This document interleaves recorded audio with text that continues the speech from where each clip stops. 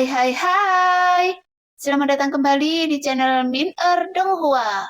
Kali ini kita akan melanjutkan cerita Donghua, Battle Troop di Saat ini Soyeon memegangi kepalanya dengan kedua tangannya karena rasa sakit saat ini tak tertahankan baginya. Bagaimanapun sebuah tekanan telah terkumpul di dalam hatinya dan sepertinya itu akan meledak kapan saja. Sebelumnya, dia adalah orang yang sangat tenang, rasional, dan kuat secara mental. Jika tidak, mustahil Soyeon bisa mencapai posisinya saat ini. Tetapi pada saat ini, dia akhirnya tidak tahan lagi. Karena ketakutan di hatinya melebihi segalanya. Justru karena rasa takut itulah, Soyeon dapat terus bergerak maju. Betapapun menyakitkannya, dia rela menanggungnya.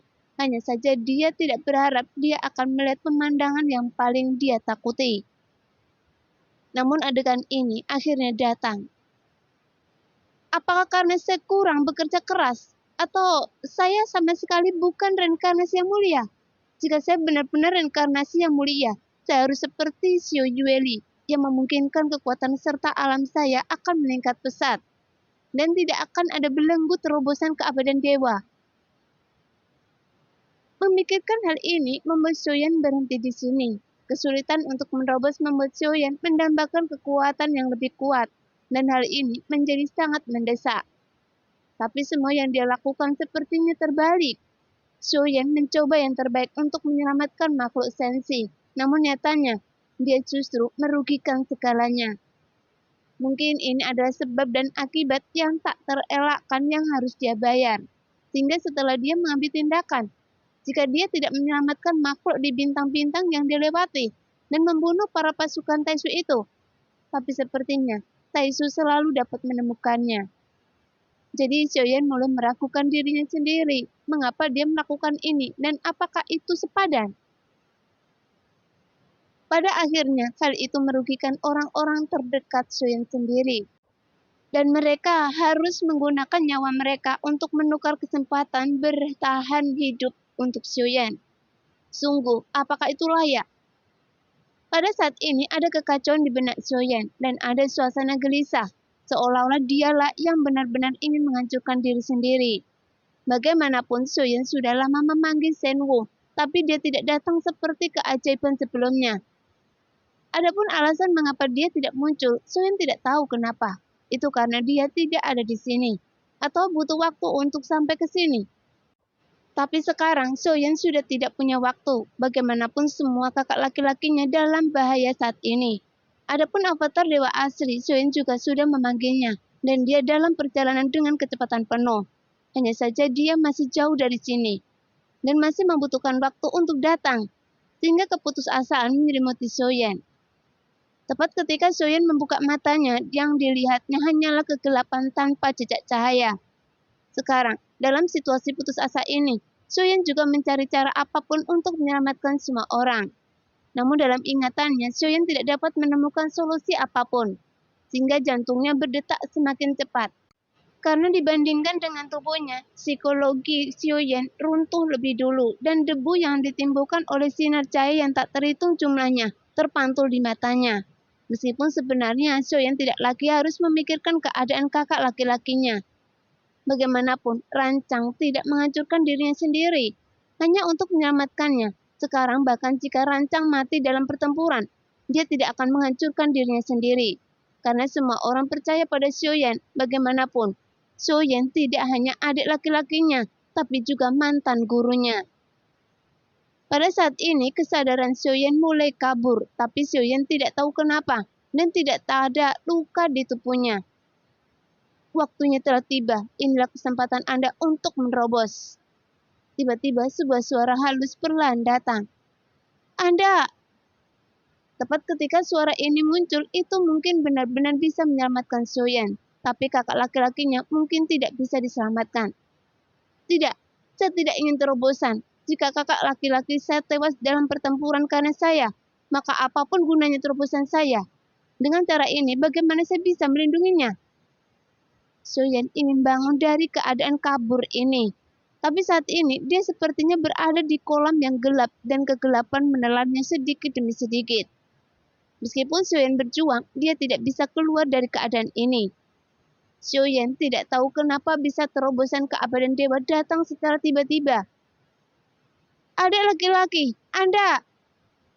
Pada saat ini, Ye Feiyu di sampingnya melihat Xiaoyan yang tampak aneh, tapi dia tidak tahu apakah itu masalah penglihatan atau apa. Karena sosok Xiaoyan tampaknya merupakan gabungan dari hantu yang tak terhitung jumlahnya.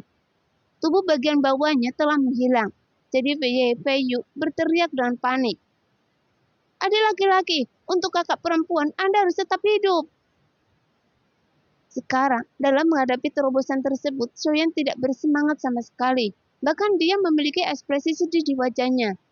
Mungkin jika dia tahu cara menghentikan terobosan, Xiaoyan tidak akan ragu. Karena meskipun dia menerobos keabadian dewa, sekarang tidak ada gunanya. Bagaimanapun sekarang ada begitu banyak pria kuat sekarang, sehingga dia tidak dapat membalikkan keadaan sama sekali. Nie, apakah Anda masih memiliki kekuatan yang mulia? Izinkan saya meminjam kekuatan yang mulia sekali dalam kenyataan. Xiaoyan mencoba bertanya, tapi tidak mendapat jawaban dari Nie. Karena jika Xiaoyan dapat memiliki kekuatan yang mulia untuk waktu yang singkat, dia dapat menghapus semua keberadaan di depannya dalam sekejap, tapi tidak mendapatkan tanggapan sama sekali. Yuyan, saya tahu Anda ada di sini, jadi tolong bantu saya. Sebelum kesadaran Xiaoyan menjadi kabur dengan kesadarannya, dia berteriak dengan keras. Meskipun Xiaoyan pasti akan mendapat balasannya nanti. Tapi Xiaoyan tidak peduli.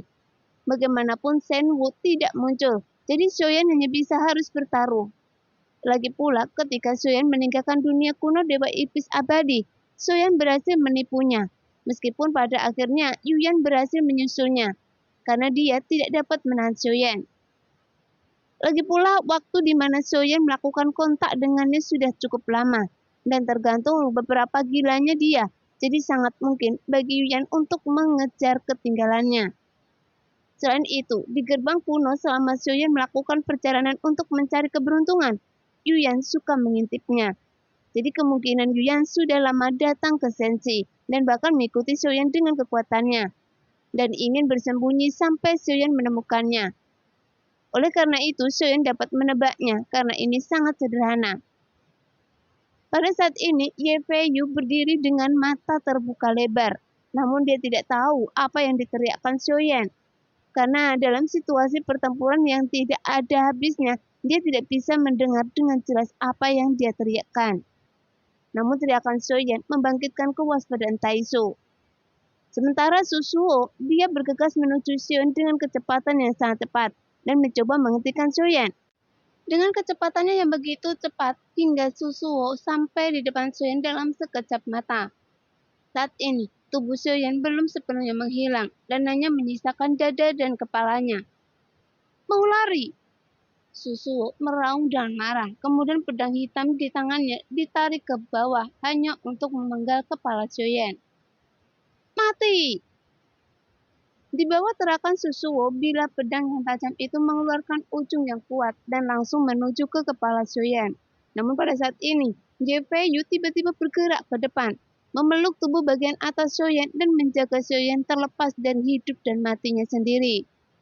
Sekarang, bila pedang hitam membawa tekanan yang menakutkan, membuat daging serta darah tubuh Ye Feiyu benar-benar tak terbendung. Tiba-tiba, Xiaoyan merasakan sesuatu dalam hatinya.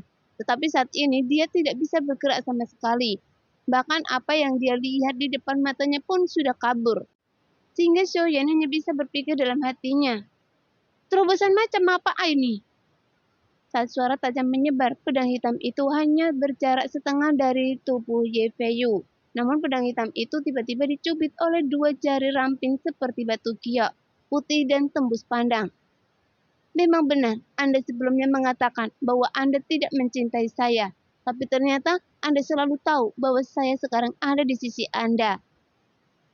Pada saat yang sama, sebuah suara seperti gadis cabul datang.